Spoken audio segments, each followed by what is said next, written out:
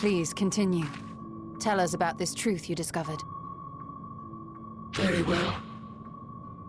Bear in mind, however, that the purpose of this conversation is not to impart scholarly knowledge, for such requires that you comprehend the subject matter, which you will not. We will forego the intricacies of our scientific methodology and deal only with the conclusion, the end of our society and our world. We acknowledge, with regret, that your star is in the midst of the same panic-induced cataclysm that befell Deneb 3. As such, in order to avoid causing undue distress, we will refrain from explicitly stating how much time you have remaining. You are entirely too kind. I pray you recount your tale as you see fit.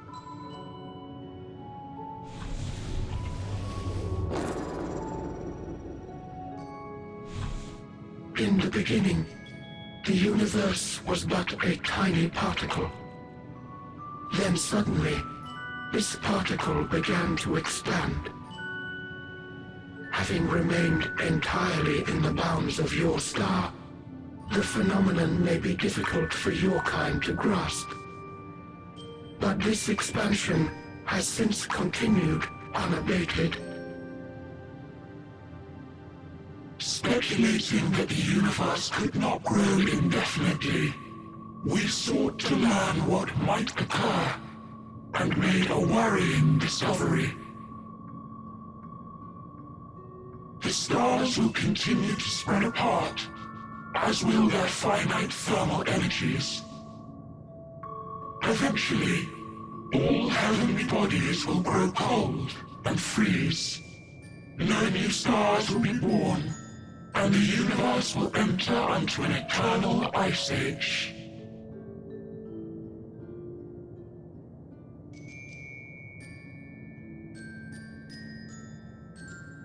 In hopes of proving that this determination was erroneous, we scrutinized our research from all angles, even as we sought to avert the everlasting winter.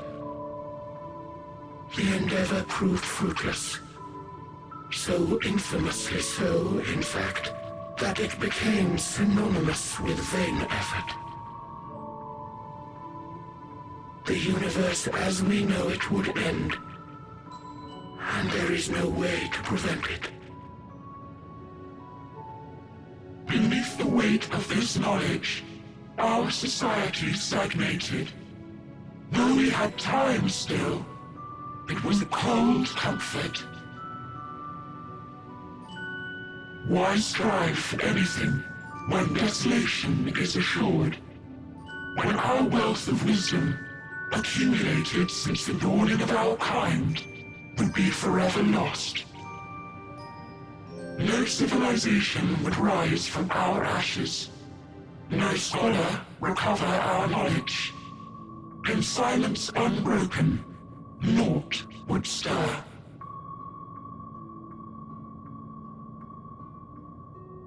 Intellect was once our pride.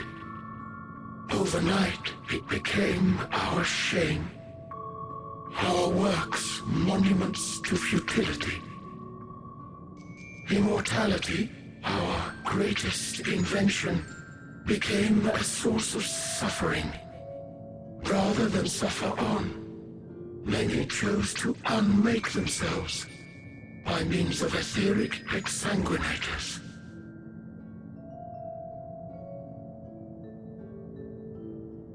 Etched upon these stones are the testaments of such souls, though many left no words at all, thinking it a pointless gesture.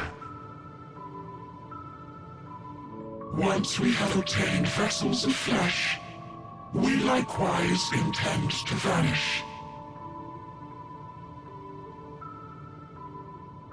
If you understand this, understand aught of our tale, you will abandon your quest for knowledge. Ignorance truly is bliss.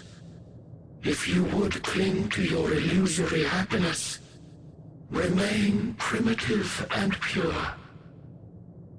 It is the only way.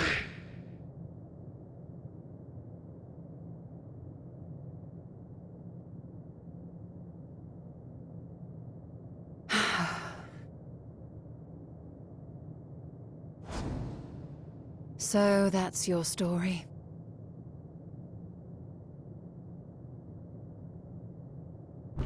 While I appreciate your advice, I will not heed it. Convinced though you may be of this truth, it is yours and not mine. Indeed, truth, I have ever believed, is in the eye of the beholder. Are you suggesting that we have reached a faulty conclusion? That our science failed us? Hardly. As you yourself said, the subject matter is beyond my comprehension. And that, I accept, is true. I do not possess the knowledge to prove or disprove your conclusion. In my mortal years, I doubt I could even approach the wisdom of the Air. But of one thing am I absolutely certain.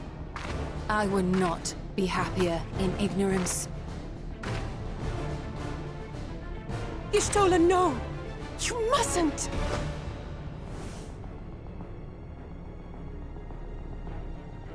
The most important lesson I've learned is that learning isn't simply passing one's eyes over words. Nay, 'tis when understood for oneself that knowledge attains its true value. This is what has sustained me, driven me onward in joy and wonder, in anger and sorrow.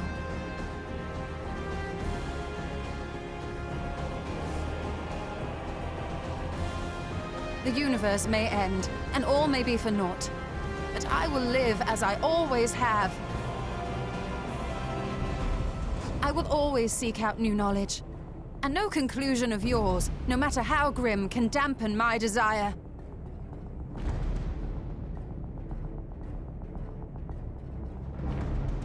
I suppose it is only to be expected. Their feeble minds cannot fathom the terrifying gravity of it all. But worry not. We consider it our duty to enlighten you, and we will not stop until you grasp the full extent of our despair.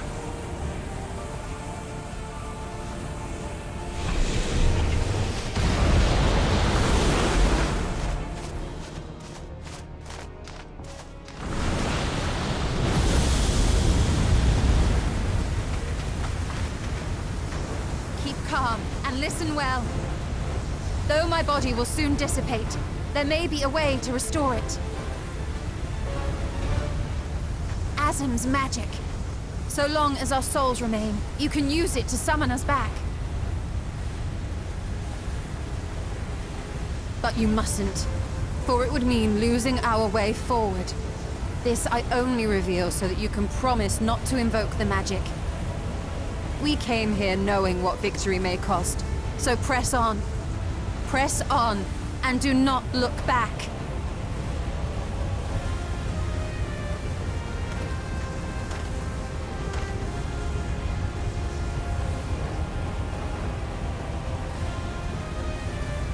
I shall join thee. As subterfuge is not required, thou shalt not suffer for mine absence.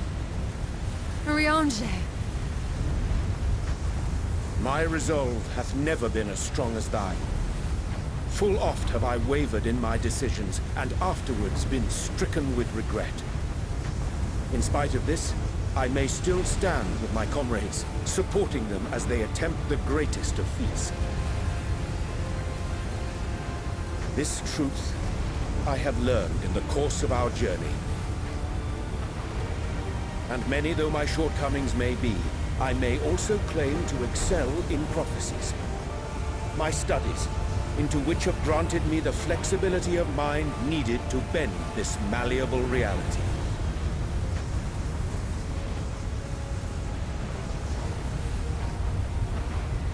Thus shall I hope that thou mayest have the strength to resist, and our comrades the strength to continue.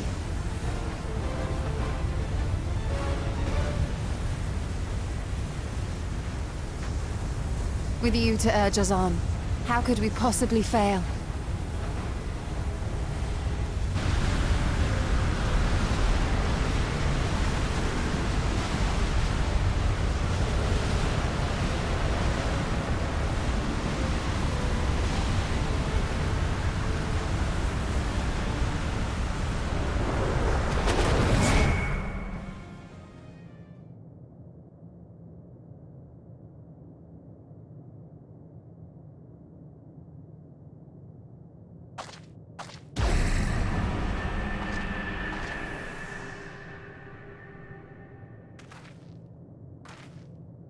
What's this? An extinguished civilization. Rekindled.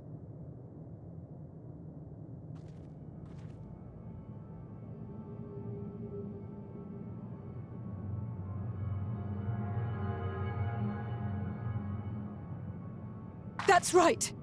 Our quest doesn't end here. We'll press on, and we will find you.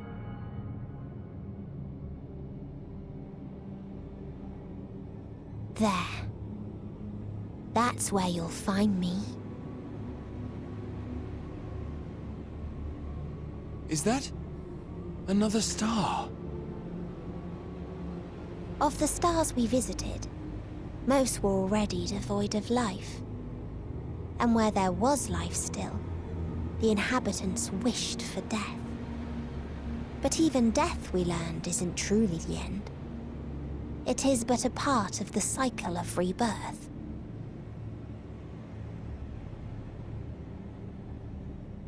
Souls return to the star, or in its absence, a larger flow. And eventually they are reborn. Alive again, to know suffering anew.